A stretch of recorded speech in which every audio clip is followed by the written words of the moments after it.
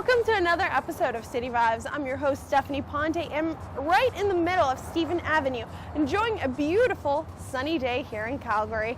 Now, we have some amazing show for you planned, and as usual, if you'd like to invite us for an event, please don't hesitate to call us at the number below or email us at cityvibes@shaw.ca. Now, the first event that we have for you is Jason and Chad, who are at the Art of Whisky. It's part of the CPO charity event, Cork and Canvas. Let's see what they have to say.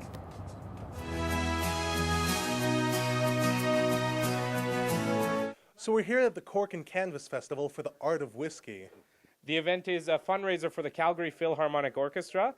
There's lots of great whiskeys, and you know, it's no secret that I really love whiskey, so I'm excited. Chad, do you know anything about whiskey? Well, yeah, of course. I know the flavor, and I know what I like. It's personal preference, right? No, Chad. It's not personal preference. There is a right and there is a definite wrong. You don't know the first thing about it. Well, what makes a good whiskey? Well, let's go find out. I think it's personal preference. I'm going to go talk to the people, and I'm going to see what they think. And I'm going to give you a whiskey education. All right. So tell me, what do you look for in your whiskey?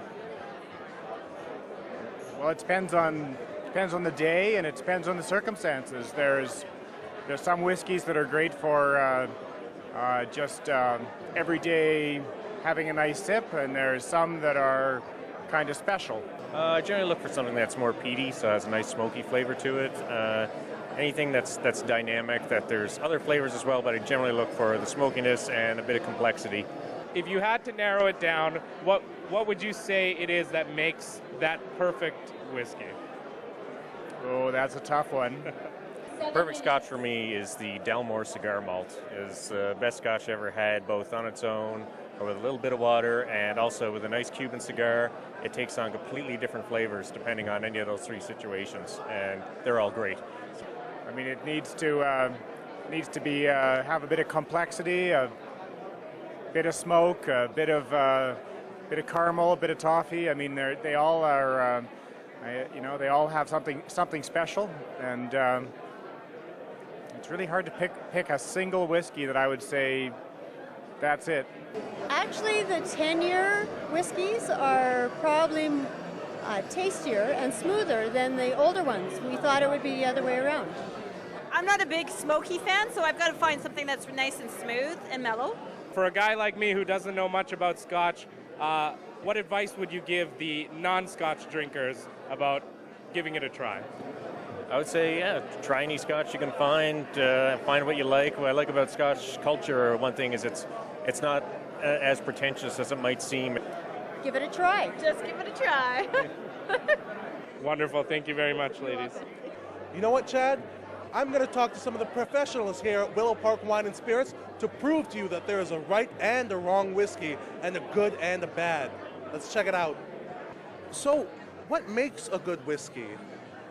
Well, of course, being a single malt distillery is a great place to start. Just taking barley and taking peat and just aging it by the ocean for long periods of time just makes for a great whiskey. It really depends on what you're looking for. I don't think there's really that many bad whiskeys on the market at the moment. One thing for breaking down whiskey is it smoky and peaty, because those are usually the ones that beginner whiskey drinkers want to stay away from. Smoky and peaty always scares them away. It reminds them of like their father's Scotch glass on the table when they were a kid. Well, it's whether or not you like it. That's really the key. It's never listen to someone saying to you that this is a great whiskey and you taste it and go, this is like horrid. It's all about personal preference. It's about you get out there, you taste the whiskeys, you taste the ones you like, and you drink the whiskey the way you want it to be drank, not the way that somebody tells you to drink, right? All right, listen, Chad, maybe you were right. Maybe there isn't really a right or wrong way to be tasting your whiskey. I told you, Jason, people like different things, and lots of different whiskeys have different things to offer. All right, well, you know what? No matter what you or me think about whiskey, the other reason why people were here tonight was to celebrate and help support the CPO. That's right, Jason. The Calgary Philharmonic Orchestra is having this fundraiser to get the word out. And we do a ton of stories here at City Vibes and events at the orchestra. So I think maybe we should go talk to some people, see what they think and some of their great memories, and let you know just how wonderful the Calgary Philharmonic Orchestra is. Let's go see, Jay. Let's check it out. We're all here supporting the Calgary Philharmonic Orchestra.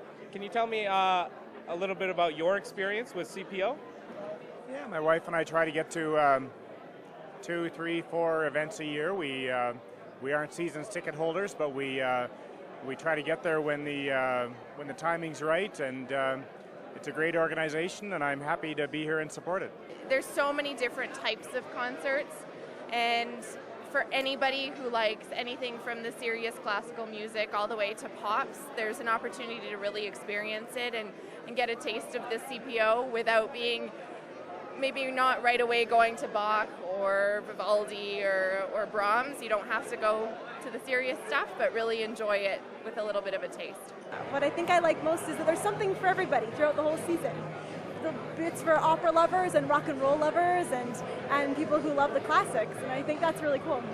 And for the Calgarians, the people out there who haven't yet had the chance to experience the orchestra, what would you say to them about coming out and seeing the show? Give it a try.